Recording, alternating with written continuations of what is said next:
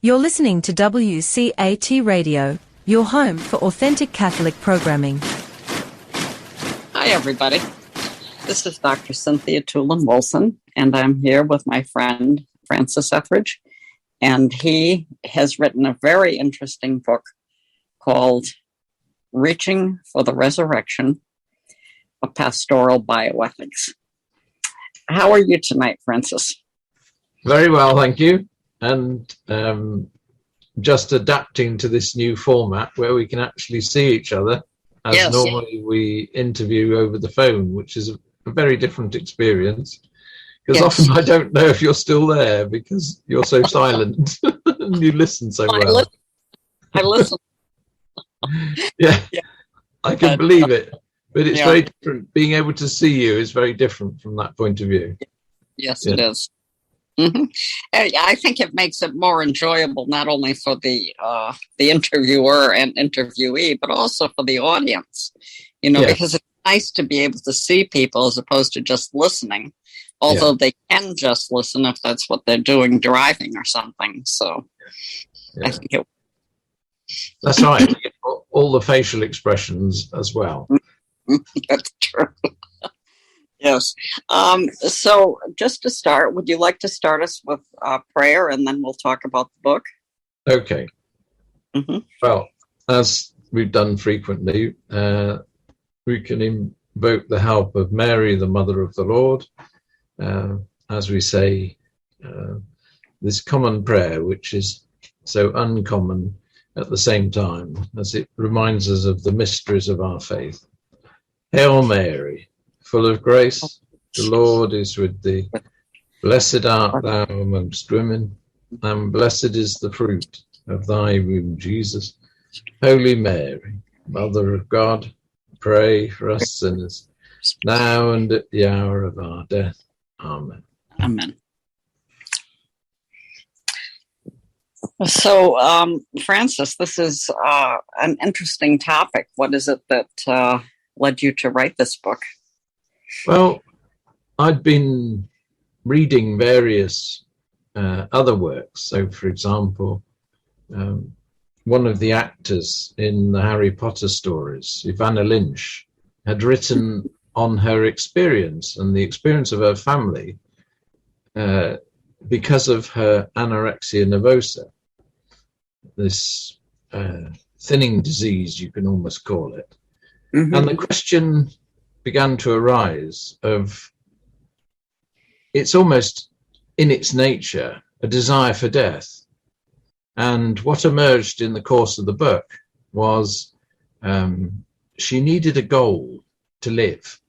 It wasn't just a case of combating the illness, if you can call it that. It was the fact that until she discovered she wanted to be an actress, it appeared she had nothing to live for.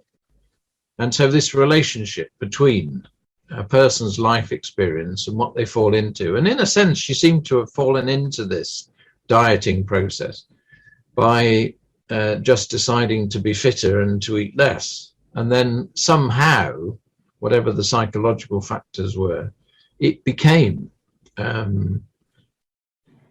goal, almost the goal of death.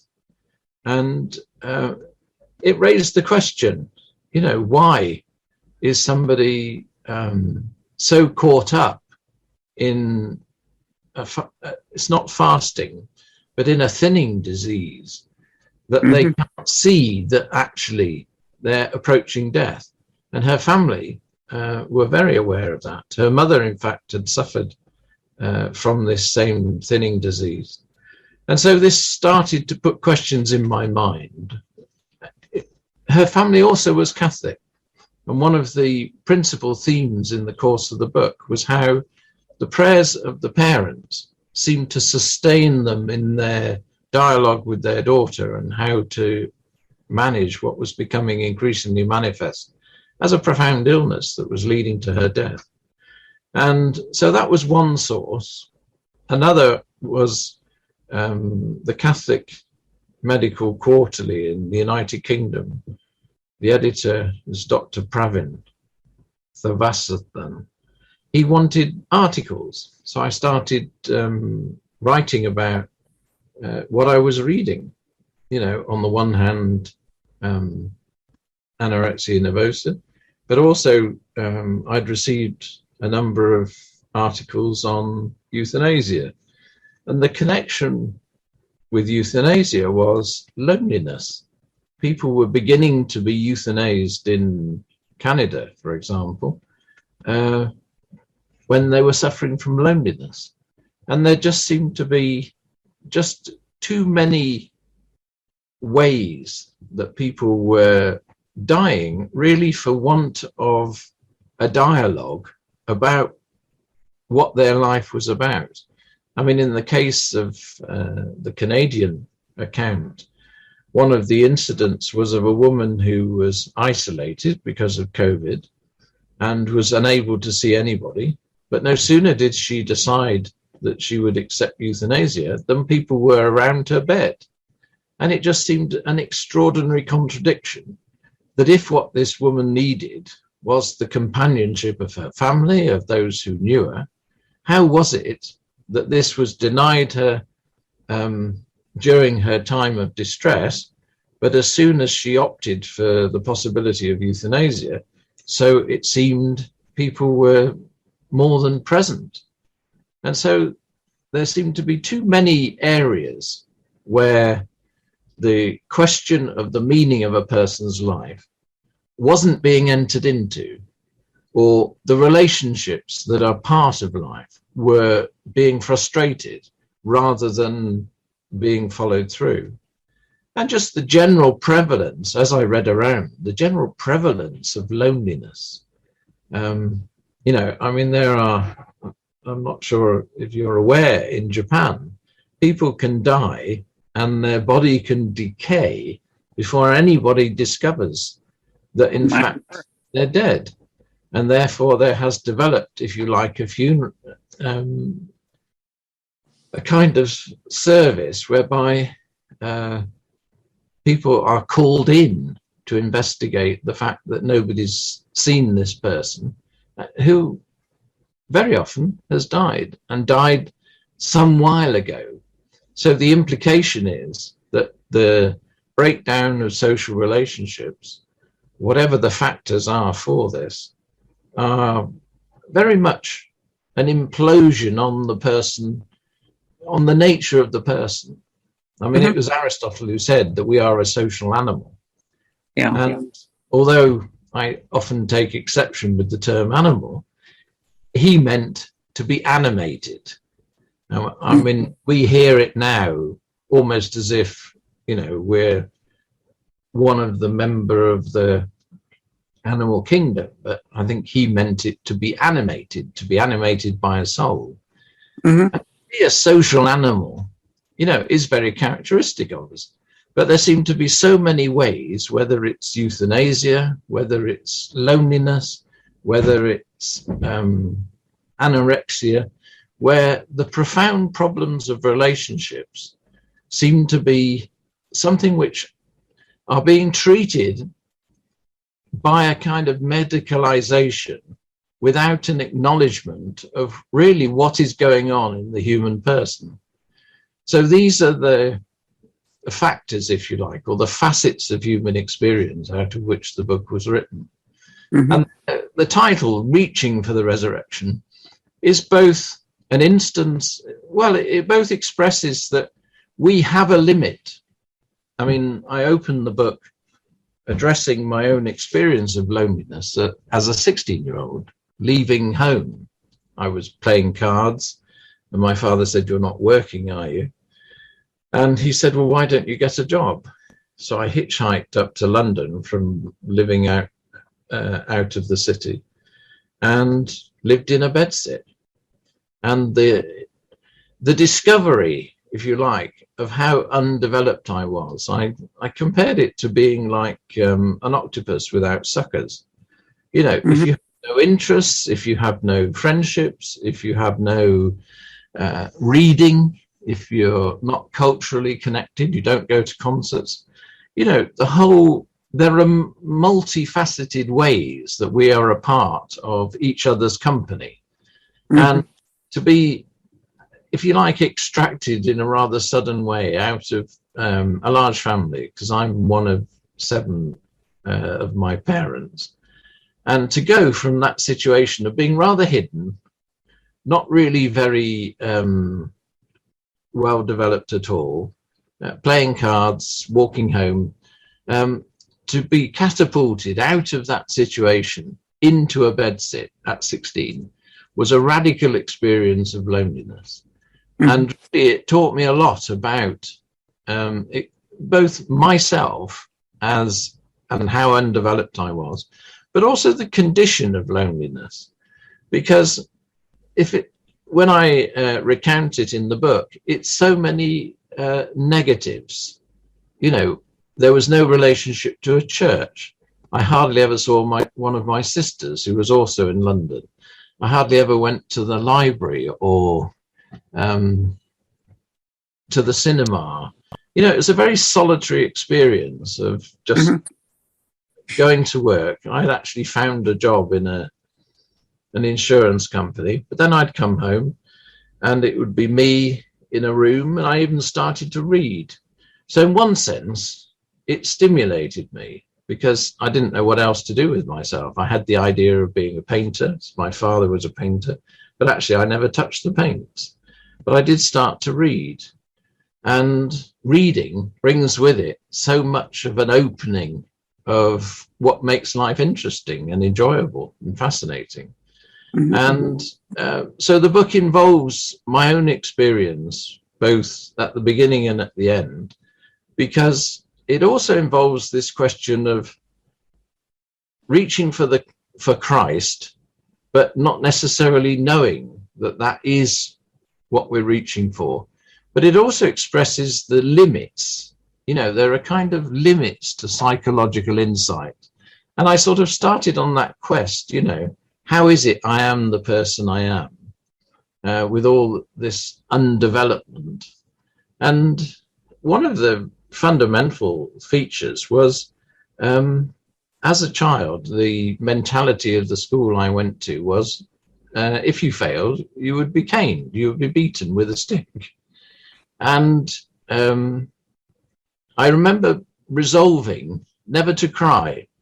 And one of the consequences of suppressing everything that was my suffering was I didn't actually know who I was.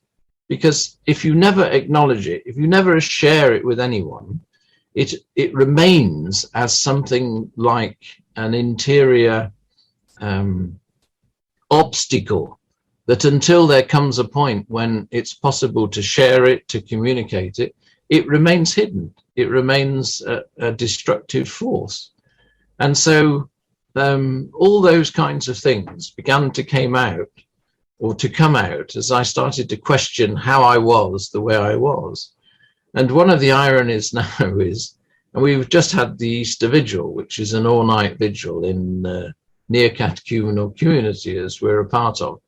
And whereas as a child, I completely resolved that I wouldn't acknowledge any kind of suffering to anybody, now I find that it's almost impossible not to cry, and to cry in front of others because of being moved. You know, I mean, one of the, as you know, there are several readings in the vigil. And one of the principal ones to begin with is of Pharaoh's chariots chasing the Israelites or the Jews who've been freed. And the chariots chase them. And one of my experiences as I came out of sin at 40, you know, this dramatic word of God that I was reading the catechism. By now I'd started studying theology, and I was reading the catechism, and it said, if God can create everything out of nothing, he can make a new beginning for the sinner. And that was a turning point for me at 40, because God made that new beginning, not through any effort of my own, but through this word of the catechism. Now, this reading from the vigil about the chariots of Pharaoh looking to bring the Hebrew people back into captivity was very much my experience at this time, because I was beginning to I was courting. It was a chaste courtship, which was a radical sign of the work of God. But this sort of disorder, if you like, that I'd lived for some years was like, you know, the chariots of Pharaoh chasing, you know, why are you changing your life? You know, why are you working in a laundry, which was the job I had when I was courting my wife at 40. And it was like a ghoulish parade, you know, as I would cycle up to work. It was like a whole ghoulish discouragement. And the catechists with whom I discussed this said, well, what can you expect? You've come out of sin and it doesn't want to relinquish its hold on you as if it's some kind of being. Yeah. And so these readings that are part of the vigil very much give one the opportunity to express and clothe really one's deepest experiences. Now, so the idea of reaching for the resurrection is a bit of a contradiction in a way, because we as human beings may be completely flawed by what we go through and be unable of ourselves to come out of it. I mean, one of the challenges of, if you like, waking up to whether one's behavior is right or wrong is the desire to change it, you know, for courtships to be chaste when they're not. But actually, it's not within my power as a human being to, even if I've recognized that what I'm doing is wrong, to come out of it. There's something further that is necessary. So this reaching for the resurrection, in one sense, is the beginnings in a person of the activity of conscience, but it's insufficient.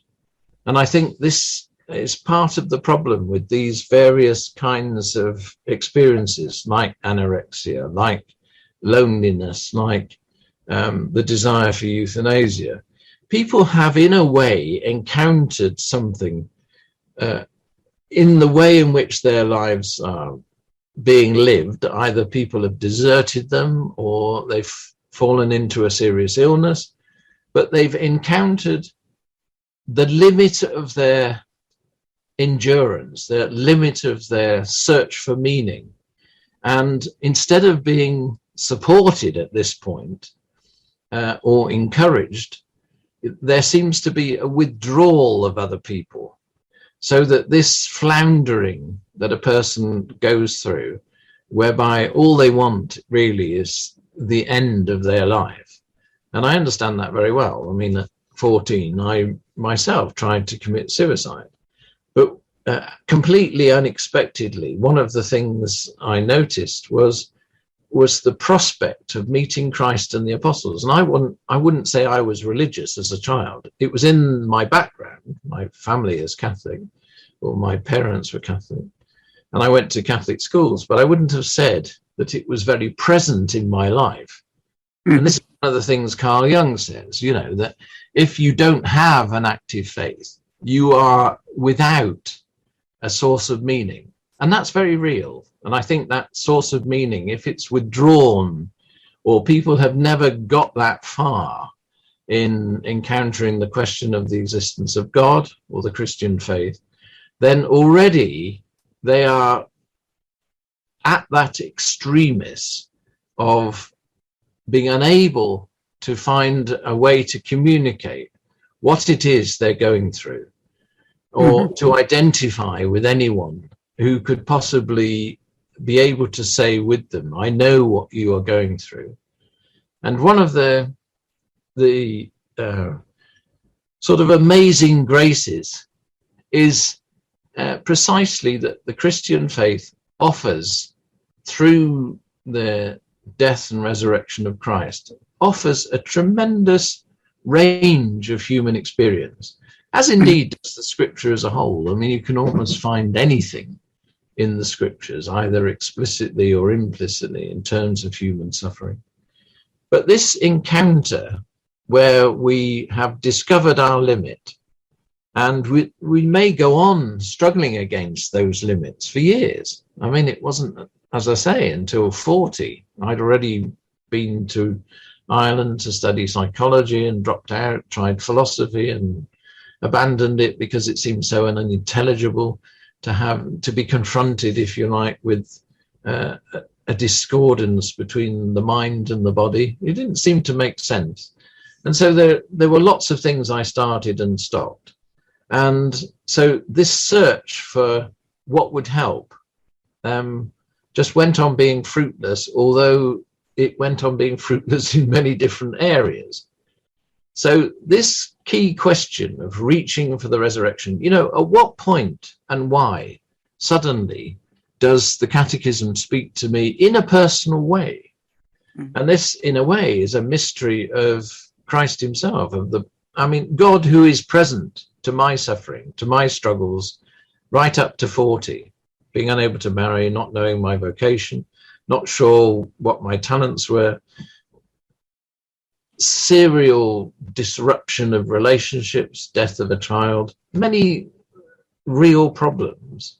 Why at that moment does the Catechism speak to me, not just a word in a text, but a word of this same creative power by which God created everything, that he spoke to me in a way which set me free, and I went back to the neo-catechumenal community, which I'd left, and went on a pilgrimage. And in the pilgrimage, I was given this word of the woman caught in adultery, where Christ says to her, "Go and sin no more."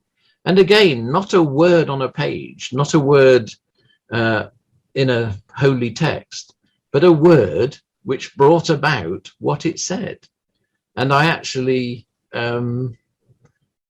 realized, after again trying for the priesthood, that I'm called to marriage. And in this engagement with who is now my wife, it was a chaste courtship. And this was again a sign of a power beyond myself that was at work. And so the title of the book, Reaching for the Resurrection, is both about our limits as a human being and what experiences can bring us to those limits. This desire for death, whereby people will go to another country and find support to do it. And you think to yourself, well, where is the support to live? Where is the sense of understanding what is going on, whereby this is Caleb, who's just come in from working in the cinema. Okay, well.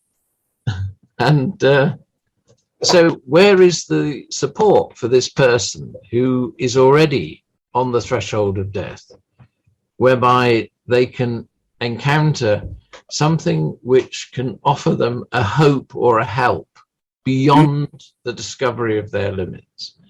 And so this is where the mystery of evangelization, the mystery of a word that can speak to us, whether from the scriptures or through the mouth of a catechist or the text of the catechism.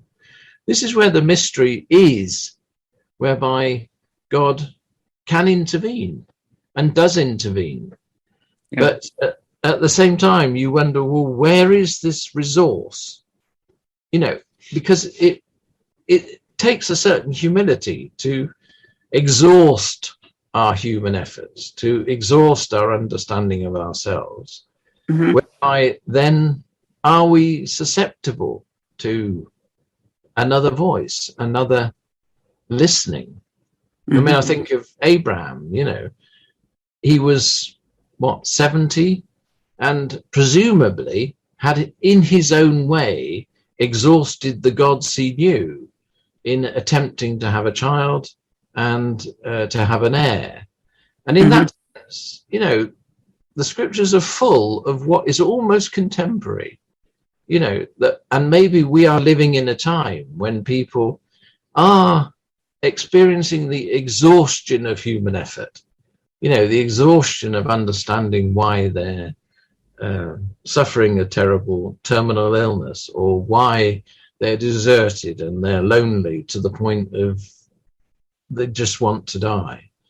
There's a sense in which human experience is exhausting people.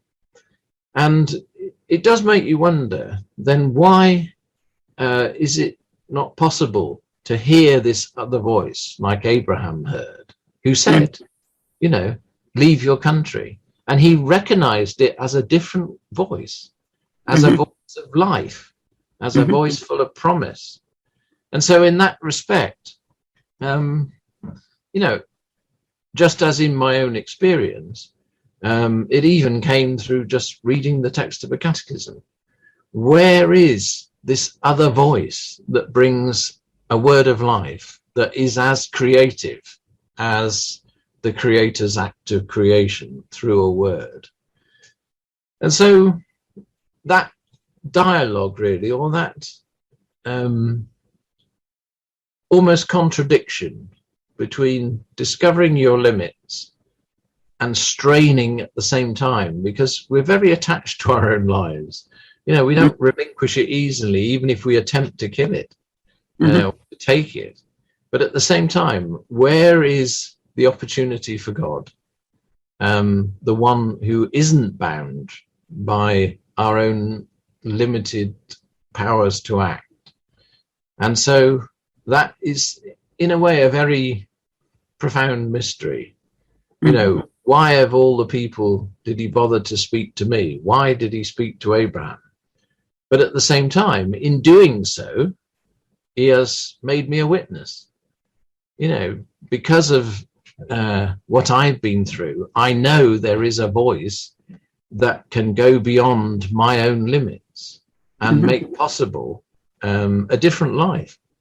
You know, having married at 40 and now celebrating 25 years of marriage and 10 children, you know, publishing, you know, I mean, publishing just seemed to be an impossibility for so many years. I'd send an article off and it would get nowhere.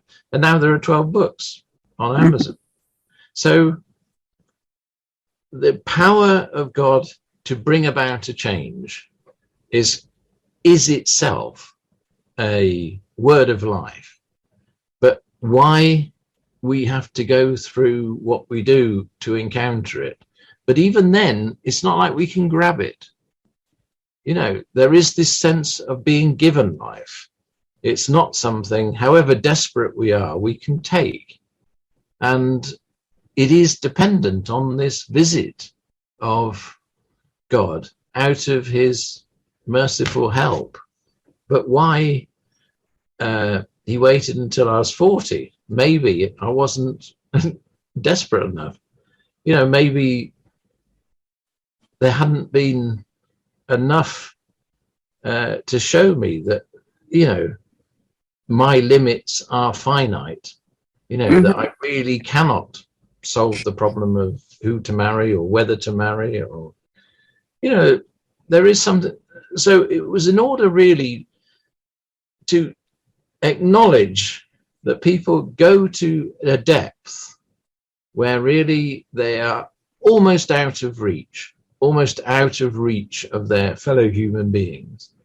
And yet the ordinary things are still there that could be done. You know, if somebody's already in medical care, you know, somebody can visit, you know, somebody can ask them or try to listen. You know, what is it about this experience that they're going through that really brings this desire to die so completely, so annihilating all hope, all prospect of getting on with others, of finding a meaning of life? And so this is the relationship really between all these different accounts, which I started to read about. And at the same time, the mystery of God, that he will act, even if the moment of his acting is something we can't precipitate ourselves, and yet so desperately need it. Then there is the nature of Christ's life himself. You know, this experience of the agony in the garden. You know, when it comes to people's darkness, you know, these interior sufferings out of which people commit suicide, a kind of cry, if you like, is no one knows what I'm going through. And so often there seems to be a social face, even in a social media setting, and then suddenly you hear a person's taken their life, and yet they seem so connected. They seem to be present. I mean, I can think of too many people who, you know, whether a young mother or a student, suddenly we're told this person has taken their life. Even recently at the school that one of our children goes to, a child's taken their life. This sense that there is something hidden, and there is a depth to that hiddenness in which you can almost hear, nobody knows what I'm going through. And I think this discovery of the nature of Christ's life really is, there are so many opportunities to discover someone who has been there, who knows what this darkness is about, who in his own case turned to the Father and was comforted by angels. I mean, most extraordinary. But the point being, he still went through the crucifixion. He still went through the betrayal. He still went through this praying on his own in the garden. And so you think to yourself, well, of all the extreme loneliness and the awful events that people can go through, yet there is one who has been through this. And it seems just too extraordinary for words that there isn't a making available, is almost one way of putting it, a making available of this person with whom, if we can't identify yet, we can begin to find that our experience is heard by someone, is shared, is not something that isolates us and makes our life unintelligible, but actually is the beginning of a point of contact. But the beginning of a point of contact with perhaps one of the few, if only, people with whom it's possible to identify. Because if a person has got to that depth of their limits, you know, with whom can they share it? And I think this is almost the greatest grace of the mystery of the death and resurrection of Christ, is that there is no darkness that we can't find an echo in his life, a point of contact that, if you like, begins to bring us back into the fellowship of human life. Whereas the tendency is, if we haven't this relationship to the scriptures, to a church, to a person who's willing to read to us. I mean, there's a beautiful account in Dostoevsky's Crime and Punishment, where at a certain point, Raskolnikov, who by now has committed a murder and has met Sonia, who's living as a prostitute, but she reads a gospel to him. And I can't even remember. I think it may be the raising of Lazarus. And I remember crying when I read this as a student in a bedsit. But she had a word which touched him, and in the course of the book turns him around, and he even admits that he's committed this murder, and he goes to serve his sentence. But just that availability of someone who is willing to open the scriptures, because there does seem to be something we need from the scripture. You know, as St. Jerome says, ignorance of the scriptures is ignorance of Christ. And maybe we need to know that experience of Christ when we are at our limits, when no one else, it seems, can answer the question of, do you know what I'm going through? And of course, it can happen in a marriage. It can happen in all kinds of ways.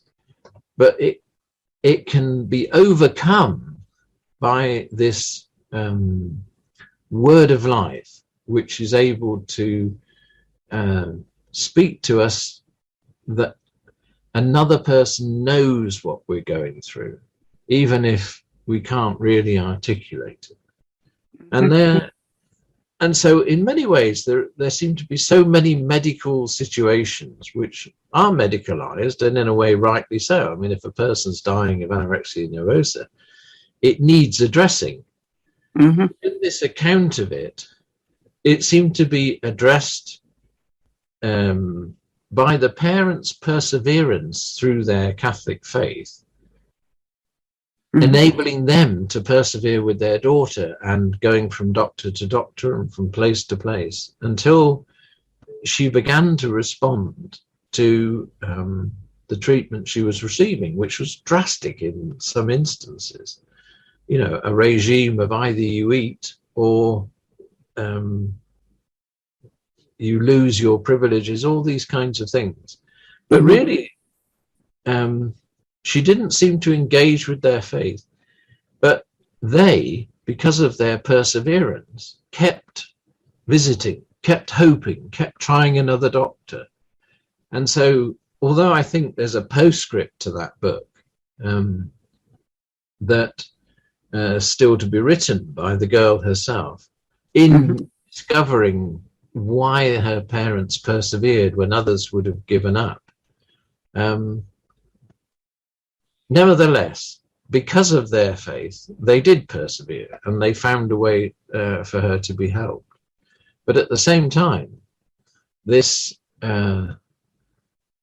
dialogue with who Christ is seems to be a dialogue that this generation in so many ways needs to have. And in the articles and the books that I was reading, it didn't seem to be developed. There seemed to be this incredible contradiction. If a person was lonely, let them choose euthanasia, rather than let them be helped to reform their friendships or to find friends or to listen to a word of life.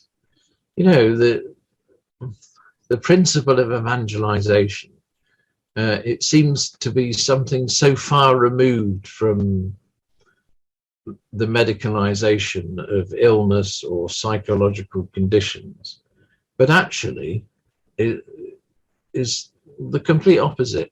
It seems to be an antidote that they need, because it's an antidote beyond the limits of human experience.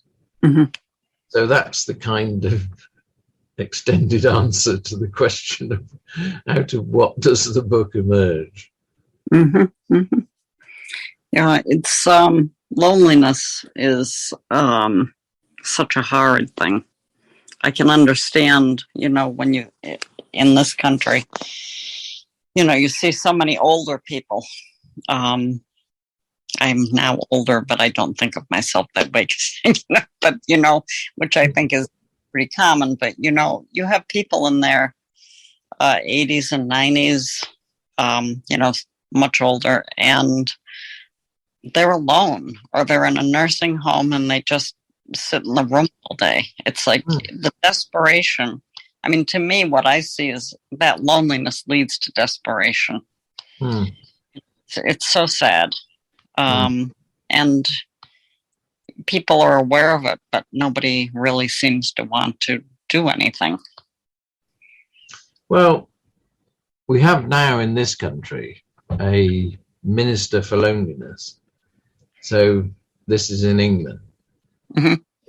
The extent of it is obviously become a social phenomenon, that if it's resulted in the appointment of a minister, there must be many factors. I mean, in terms of the breakdown of family life, I mean, estrangement, you know, if many of these big houses that were once a family house or a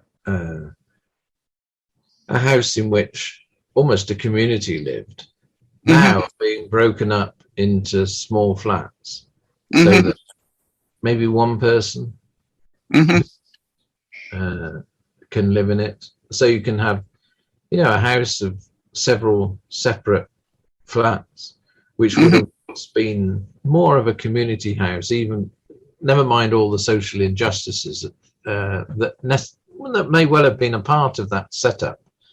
Nevertheless, what there seems to be is a breakdown of the reality of being able to live together. Again, you wonder, is this a sign of Christianity, in a sense, losing its capacity to influence a culture? Because what would many of these situations be about? Would they really be impossible for people to forgive each other, to be reconciled to each other? I mean, I know there are some dreadful experiences that people go through, but one does wonder, how much of this breakdown is actually irreparable, because, again, it's to do with the limits by which people can find that actually they can't forgive on their own. They need the help to forgive. Where is that help going to come from if it doesn't come from a source greater than ourselves? I mean, one of the most extraordinary things about the Easter accounts is when Christ is taken from Pilate to Herod, and then we hear that they are reconciled, having been at enmity with one another. And then Barabbas is freed when he himself has been tried for murder and insurrection.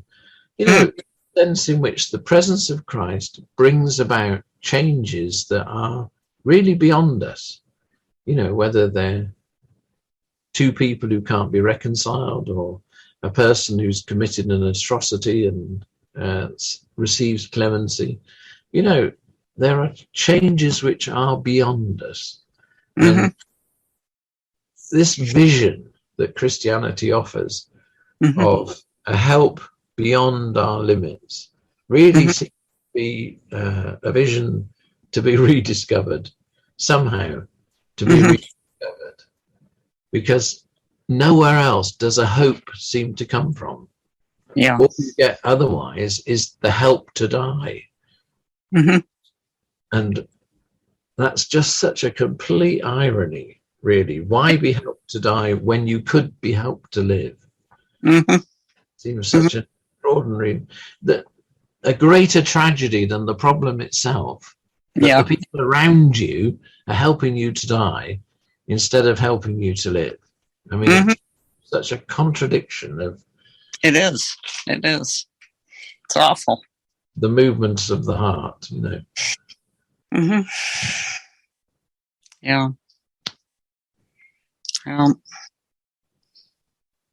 And then it's kind of... Sorry, go on. I said, I think you've hit on a very concise way of making people aware of that problem. It really does not make sense to help people die when you can help them to live. It's, that's, if you need a group to euthanize you or to put you in a situation where you can commit suicide, as opposed to helping you to stay alive, is just actually demonic. It's terrible. I mean, it can begin in a very ordinary way. I mean, I can remember when I was working as a builder, I was asked to decorate a flat in which a couple lived. And the man was in a wheelchair. He'd lost his legs, was unable to get about. And his wife noticed that when I came to work in the house and I would chat to him, she noticed that he looked forward to my visits, and I wasn't anything connected with this family. It was just because I was doing some pointing, putting cement back into a wall, that she asked me, would I do this decorating for her, which I did. Mm-hmm. But over the weeks of doing it, it became obvious that actually he was depressed. And the depression wasn't because of losing his legs, as profound as that was. It was because nobody was visiting.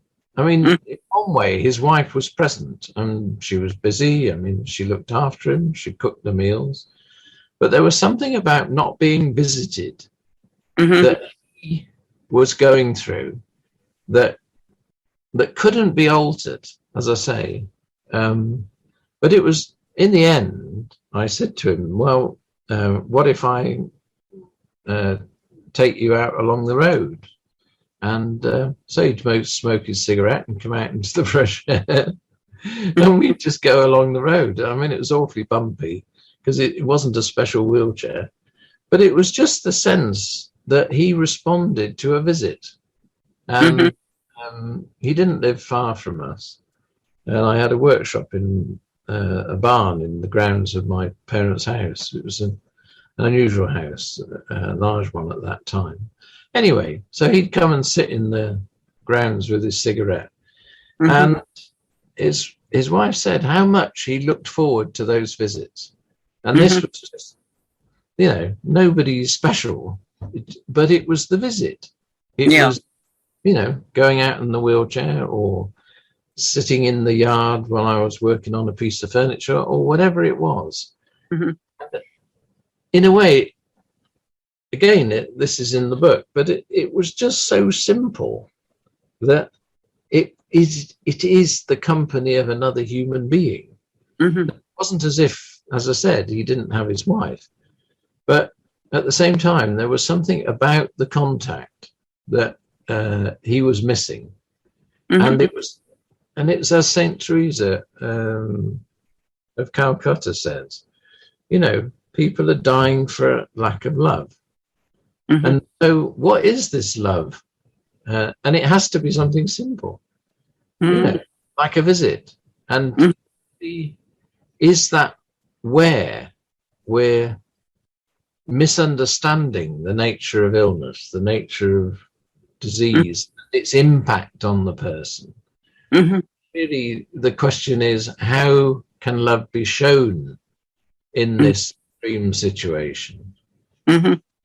I remember with my own mother's death, she was in a hospital and her breathing became almost impossible to listen to because it was so troubled. And she wasn't particularly conscious. But I was told that the hearing was the last thing to go.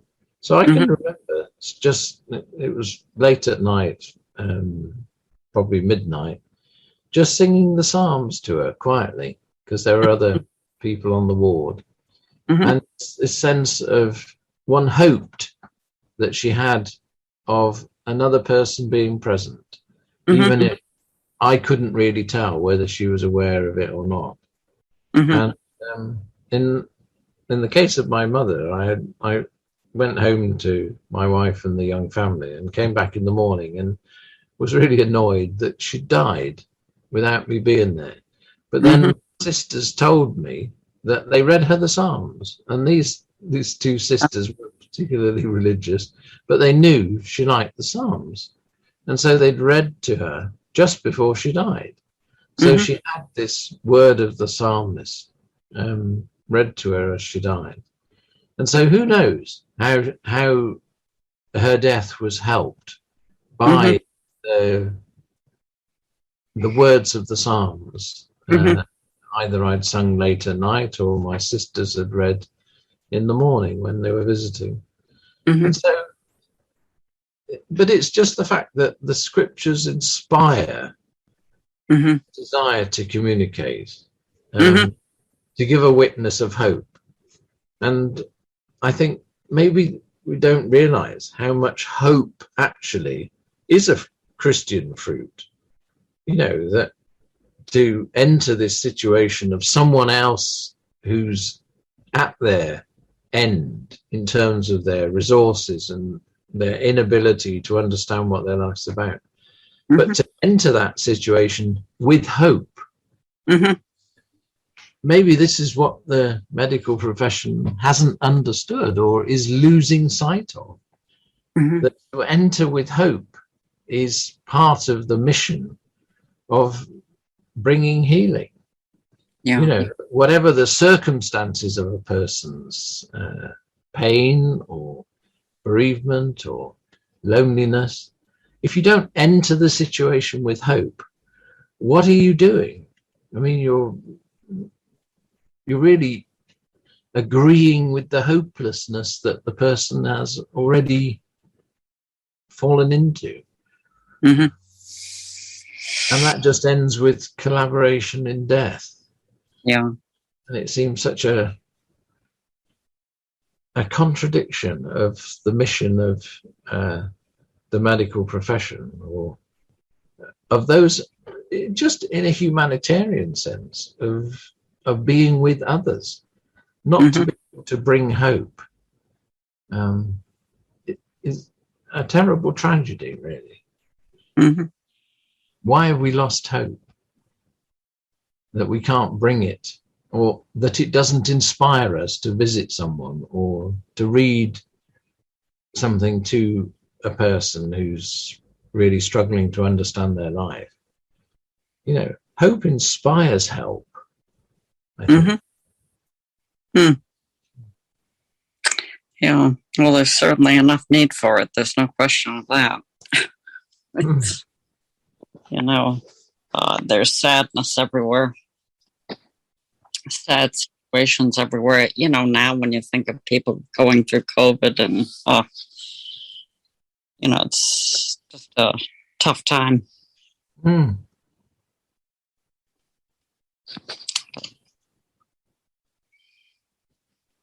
don't know. You know, it's interesting because there's such individualism now here in this country anyway. I don't know about other places, but we're so individualistic that I think that's part of the problem. You know, like everyone has to take care of themselves or something. And I think there's actually a lack of awareness when you're young and strong and you're on your own. It's like, I don't think that it really hits you what it would be like at the other end, you know, that how much help you'd need or how other people need help because you're still young and strong enough that you can't understand it. But one of the tragedies about euthanasia, it doesn't seem to have a limit.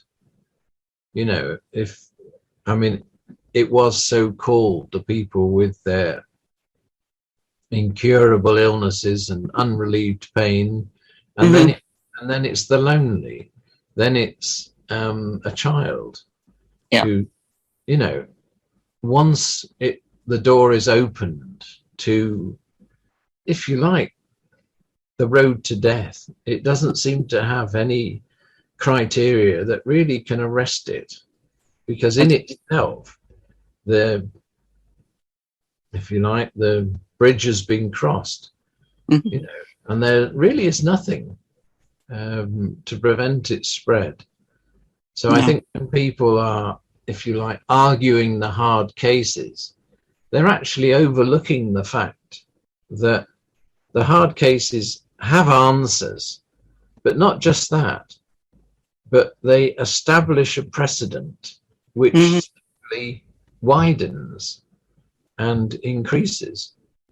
And, you know, if I'd been successful at taking my life at 14, you know, there wouldn't be the 11 children that there are now, even if 3 of them are in heaven, you know, or the 8 that are around us, or the whole witness of what God has done.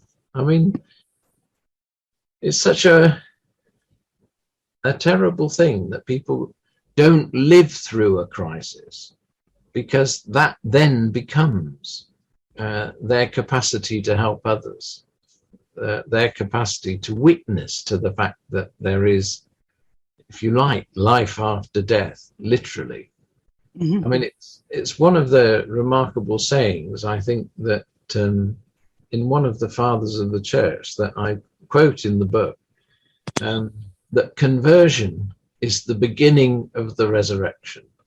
That the resurrection isn't just after death, that there is a spirit that comes with conversion to the Christian faith, to the saving help of Jesus Christ. There is a spirit that comes with it, which is the beginning of the resurrection. And that really is such a good news, and so unheard of.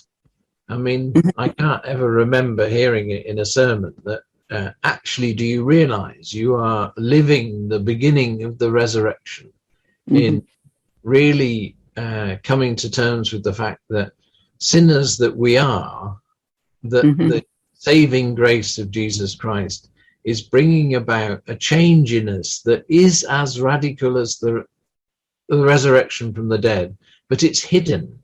It's hidden in the very nature of the conversion. But it's there, and it's a beginning, and it's real. And, you know, it's evident in whether it's living a chaste courtship or finding a vocation or all the positive things that come out of it. But it really is as radical as that, the beginning of the resurrection. You know, conversion is the beginning of the resurrection. It's a most extraordinary word of the Fathers, and a delight to read. And you almost want everybody to hear it, you know. Yeah. That's good.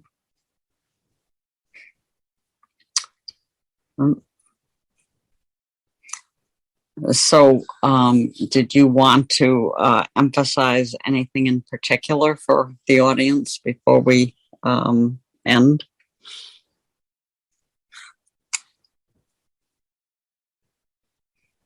Well, hopefully that people will engage with the challenge of the Christian faith to help identify the hope that they need to live through the crises of life. Because we seem to be at a point where it's a help that either hasn't been discovered, or people don't realize that it's actually lying there dormant in the nature of a Christian faith, if they have it, that it can bring life, that it can be the beginning of this resurrection, but that it comes from God. And if all else fails, we can ask for it.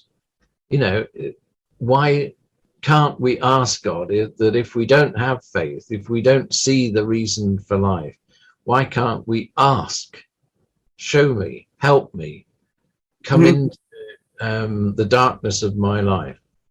I think there's no reason why, even in the absence of any Christian faith or hope, we couldn't just ask and see what happens and go on asking. I like that. I think that's true. We should ask for it, and ask for it for others. Yeah.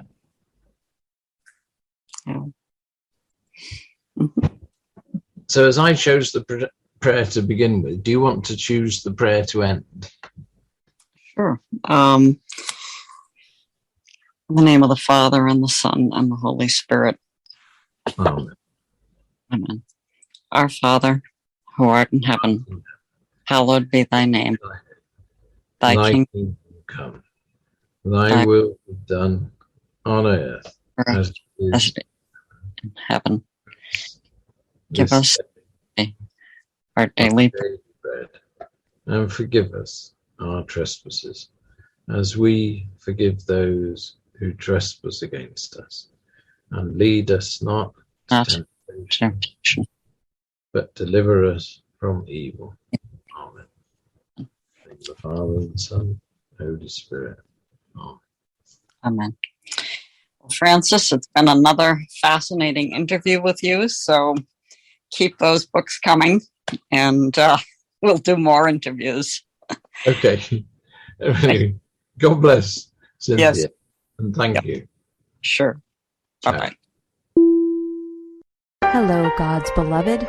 I'm Annabelle Mosley, author, professor of theology, and host of Then Sings My Soul and Destination Sainthood on WCAT Radio.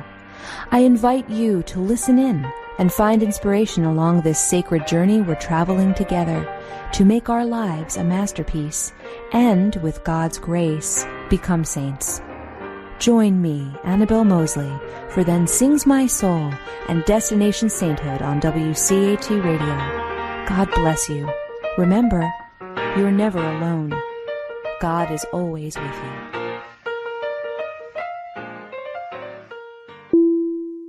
Thank you for listening to a production of WCAT Radio. Please join us in our mission of evangelization. And don't forget, love lifts up when knowledge takes flight.